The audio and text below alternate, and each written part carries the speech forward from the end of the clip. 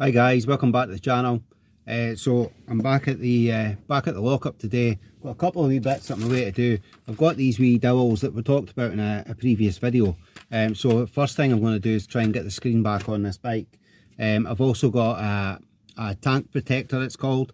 Wee bit of colour in it. I'll let you see that here. Just a cheap one off of eBay, but we'll get that on the bike as well. Just to break up the tank a wee bit. It is a bit white.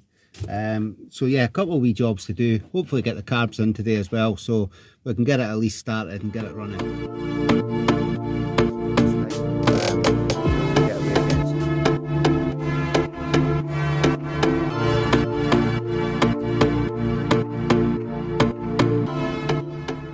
So I did give that little collar there on the cable a little dust in the paint. It's not quite the same blue. So I'm gonna redo that later. What I'll do is I'll take one of these parts into a shop and get a tin of the paint made up, and I think that way we can get little bits and bobs just coated with the paint just to make it the right colour. But for now it certainly looks better than the burgundy did. It's a wee bit of light as well, you can kind of see through it, so bear in mind it will get redone, but for now I'll just leave it as it is and crack on with getting the rest of the bits on the bike. So this here, guys, the screen, it's not a standard screen for this bike. This is a tinted, slightly longer version of the screen. I mean, it does offer a little bit more protection from the wind and the elements. It's made by a company called Power Bronze. I don't know if you still get these screens, but I've had it for quite some time. So we'll get that fitted just now using the new screws. And what you do is you just pop the dowels into the big holes, then you just offer the screen up and then you screw them in. And what happens is the little dowels that you insert, these black plastic bits there, they compress and kind of hold everything in tight. Just pop these in. It should be quite a snug little fit, just like that.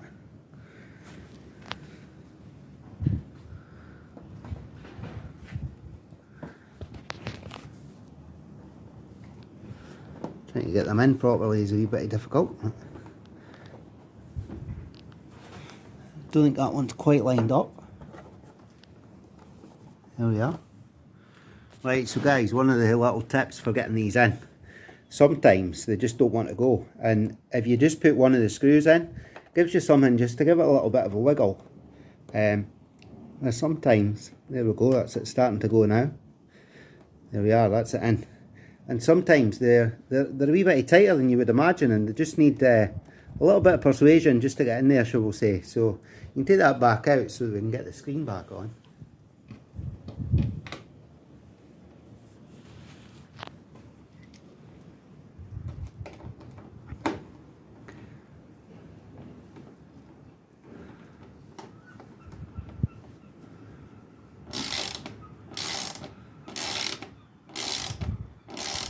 Right, so that's that on.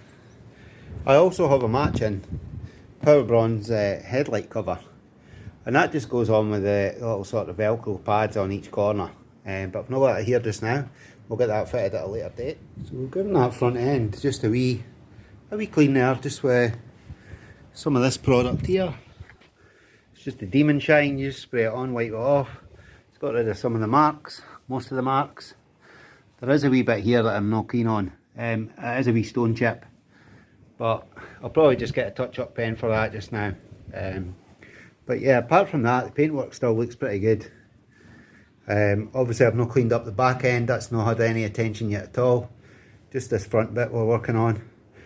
And we're waiting on the blue bits coming back from the powder coaters tomorrow, so we'll be able to get the front end all buttoned up. Be able to get that mudguard on, the one that we've wrapped there, in carbon fibre look. I'll just tie it in nicely with the way the badges are. So yeah, quite pleased with how it's looking. It's got a bit of a shine to it again. Right, so the first thing we've had to refit, obviously this has been in a Sonic tank and had a wee bit of a clean. So this is the loom that was taken off.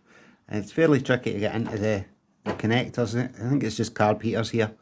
You managed to get in with one finger just to pop them back on, so that's not so bad. I really should have stripped these so that it was individual carbs, to be honest, but I just just dropped them in as they were, just to give it a bit of a clean. So I think the running issues weren't to do with the carbs anyway. I think it was just all that inlet rubber, and that's where this whole project kind of started from and stemmed from. So we'll get the carbs back in, and once the tank's fitted, air filter back on, be able to fire her up. I'd like to sort of hear her running at some point in the near future before I start doing the back end of the bike. The back end will be another problem because the swinging arm's got to come off. And if you can see, I'm not sure if you can actually on this camera here, but if you can maybe see in there that way, it's looking kind of crusty in there. So we'd like to remove the whole swinging arm and give that a bit of a clean up, and I'll grind it down with a little Dremel tool and then a bit of sandpaper, give it a bit of treatment before painting it back up. Hopefully that way we'll keep the elements at bay for another few years. Right, before I begin today, what I'm going to do is, I'm going to look at two of the mudguards that I've got here. And yeah, I've wrapped one, but I'm not too happy with the front edge there. It's got a bit of a crease, and there is the odd like sort of bubble in it. Another wee crease there. I was trying to say that, you know, it would look okay once it was on the bike, but I'm not convinced. So what I've done is, I've given this one a bit of a clean. And yeah, it's not going on that colour. I went and bought this bit of plastic coat paint. It's not a shiny black, it's just a satin black. So we'll put that on just now and see how it looks. We've given this just a slight dusting of the black, let it dry for a little bit. We'll just keep putting a little light coating on until we've got a smooth finish on it there. Right, so the carbs had to come back off because when I connected the choke there was no movement on the choke valves there. So we've now got everything sliding fine, a little bit of teasing with some WD-40. This is what we use here in the UK. Don't know if you use this in America, but for the American viewers, this is what I've been using. It's just a little bit of a lubricant.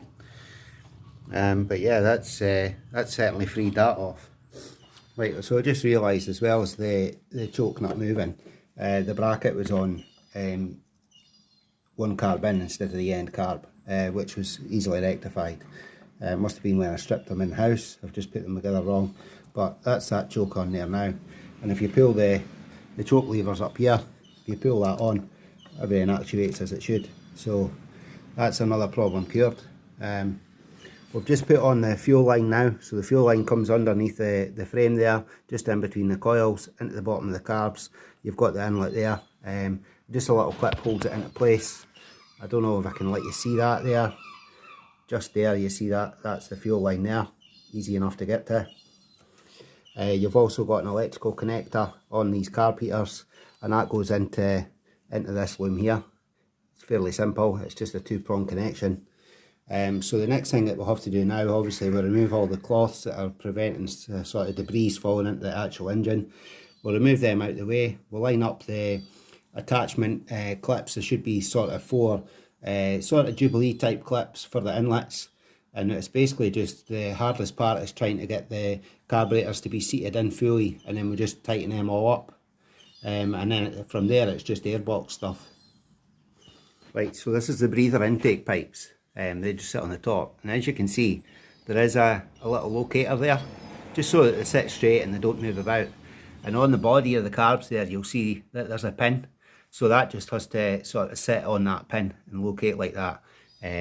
So they sit inside the airbox and they don't move around, like I say. So that's the next thing we'll fit.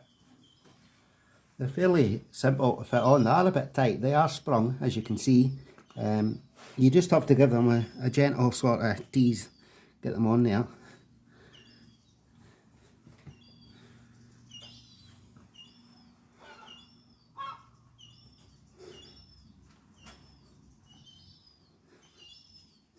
That one doesn't seem to be quite right there. It's like it's had something sitting on it in the toolbox and it's got a wee bit of misshaping, I think, but hopefully it'll find its true shape.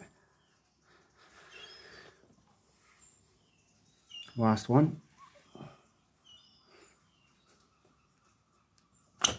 Would be the most difficult one to get on.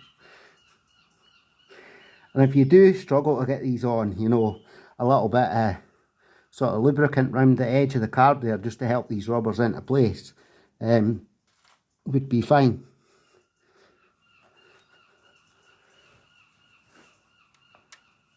That's that in there. No, it's not quite.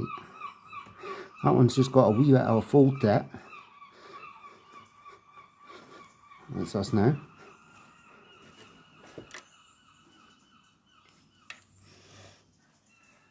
So now that they're fitted, it's just a case of getting the airbox on now, guys, and get that bolted in. Right, before we get this airbox here into place, let me just mention that just down here you've got this pipe here, and that comes in under the frame and comes up here just inside the bodywork, just sits in the middle of the bank of carbs there, and that's actually just a kind of breather pipe.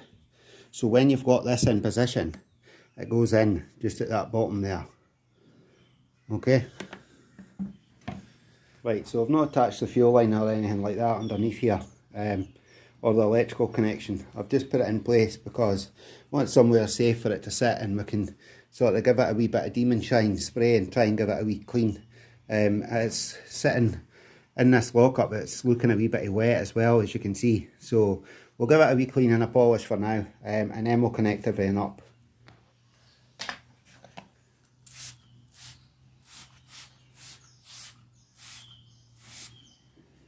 This is the product we're using here, guys. You just spray it on, wipe it off, and it gets rid of all the fingerprint marks and stuff anyway.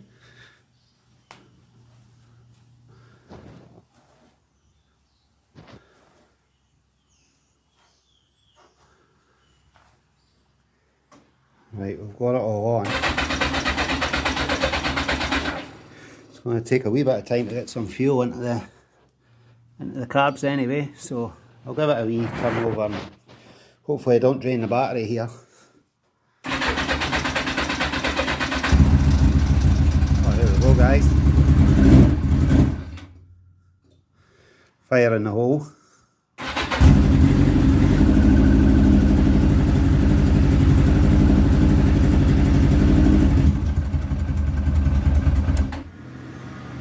So it is looking like a bike again.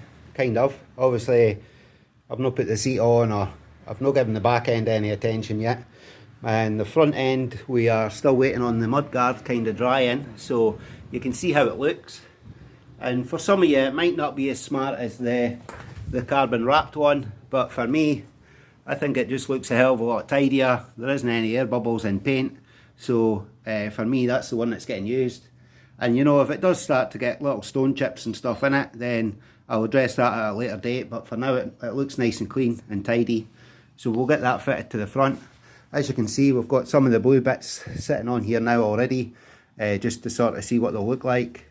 And the other blue parts that we're getting on the front, just down here, we've got a new crossbar, we've got the triangles here, and we'll maybe get the engine bars that I've had sitting about, and maybe get them fitted whilst everything's disconnected. We'll see how it looks. But for now, guys, I've got the bike starting again. I've got it kind of put back together.